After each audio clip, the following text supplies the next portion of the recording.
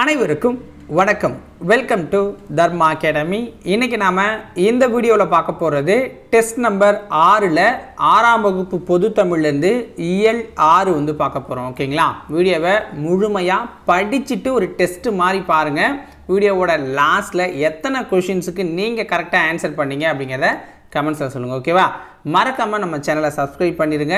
அப்படியே அந்த லைக் பட்டனையும் கிளிக் பண்ணிடுங்க. வாங்க வீடியோக்குள்ளே போகலாம். முதல் வினா, சமர் என்பதன் பொருள் தருக. சமர் என்பதன் பொருள் தருக. ஆன்சர் பாருங்க, போர் என்பது தான் அதனுடைய சரியான பொருள்.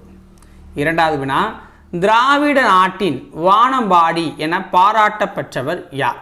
திராவிட நாட்டின் வானம்பாடி என பாராட்டப்பெற்றவர் யார்? ஆன்சர் முடியரசன்.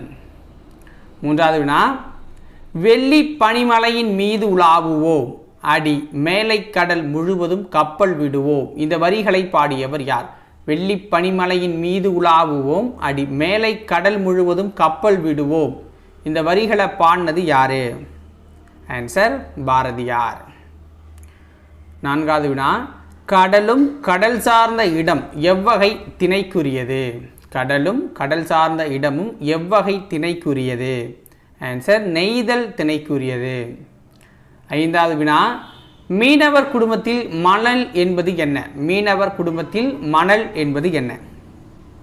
ஆன்சர் பஞ்சுமெத்தை. ஆறாவது வினா, பாலோடு வந்து கூழோடு பெயரும் என்ற வரிகள் இடம்பெற்றுள்ள நூல் எது? பாலோடு வந்து கூழோடு பெயரும் என்ற வரிகள் இடம்பெற்றிருக்க நூல் எது அப்படின்னா குறுந்தொகை. ஏழாவது வினா பாருங்க, சிலை செதுக்கப்படும் போது உதிரும் நூல்களை எவ்வாறு மாற்றலாம்? சிலை செதுக்கப்படும் போது உதிரும் நூல்களை எவ்வாறு மாற்றலாம்? அதாவது நூல்கள் கிடையாது, துகள்களை வந்து கோலமாவாக பயன்படுத்துவாங்க. அது துகள்கள். பாடுபட்டு தேடிய வனத்தை புதைத்து வைக்காதீர் என்பது யாரின் கூற்று? பாடுபட்டு தேடிய வனத்தை புதைத்து வைக்காதீர் என்பது யாருடைய கூற்று அப்படின்னா ஔவையாருடைய கூற்று. அடல்ட்ரேஷன் என்பதன் தமிழ்ச்சொல் என்ன? அடல்ட்ரேஷன் என்பதன் தமிழ்ச்சொல் என்ன? ஆன்சர் கலப்படம். அடுத்த வினா, அண்மை சுட்டு எழுத்து என்பது என்ன? அண்மை சுட்டு எழுத்து என்பது இ என்பது தான் அண்மை சுட்டு. இவன் இவள் அப்படின்னு சொல்லுவோம். அடுத்த வினா பாருங்க, டிமாண்ட் டிராஃப்ட் என்பதன் தமிழ்ச்சொல் என்ன? டிமாண்ட் டிராஃப்ட் என்பதன் தமிழ்ச்சொல் வரையோலை. அடுத்த வினா, நடுவு நின்ற நன்னெஞ்சினோர் என கூறும் நூல் எது? நடுவு நின்ற நன்னெஞ்சினோர் என்று கூறும் நூல் எது? பட்டினப்பாலை.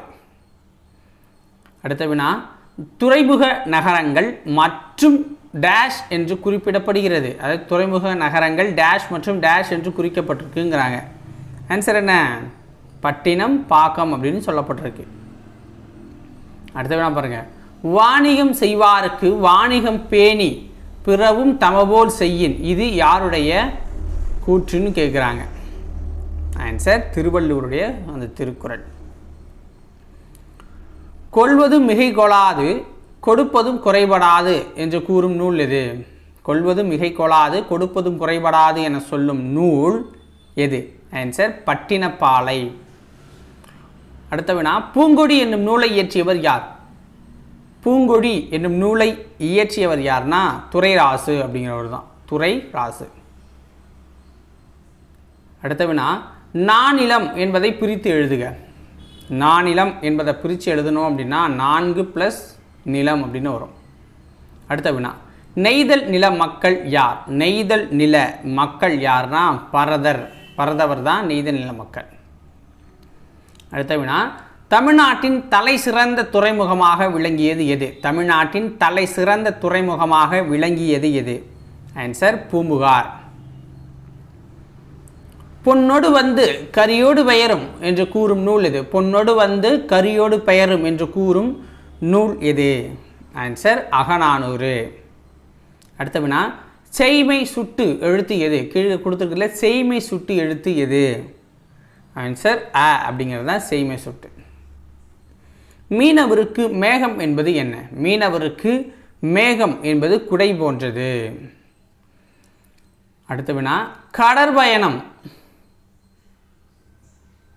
என்ற சொல்லின் ஆங்கில சொல் என்ன? கடற்பயணம் என்ற சொல்லின் ஆங்கில சொல் என்ன அப்படின்னா voyage அப்படிம்பாங்க. voyage. ஓகேங்களா? பெருமை கூட்டல் வானம் என்பதை சேர்த்து எழுதுக. பெருமை கூட்டல் வானம் என்பதை சேர்த்து எழுதணும் அப்படின்னா நமக்கு கிடைக்கிறது பெருவானம். பெருவானம். நம் நாடு விளைந்த வெண்ணெல் தந்து பிற நாட்டு உப்பின் கொள்ளை சுற்றி டேஷ் உமணர் போலும் என்று கூறும் நூல் எது? நம் நாடு விளைந்த வெண்ணெல் தந்து பிற நாட்டு உப்பின் கொள்ளை சுற்றி டேஷ் உமணர் போலும் என்று கூறும் நூல் எது அப்படின்னா நற்றிணை. ஓகேங்களா? நற்றிணை தான் சரியான ஒரு விடையாக இருக்கும். ஸோ இதோட இந்த வீடியோ பதிவை நம்ம முடிச்சுக்கிறோம். நாளைக்கு வேறொரு வீடியோ பதிவில் உங்களை சந்திக்கிறேன். நன்றி, வணக்கம். மறக்காமல் வீடியோவில் எத்தனை கொஸ்டினுக்கு கரெக்டாக ஆன்சர் பண்ணீங்க அப்படிங்கிறத கமெண்ட்ஸில் சொல்லுங்கள். பாய்.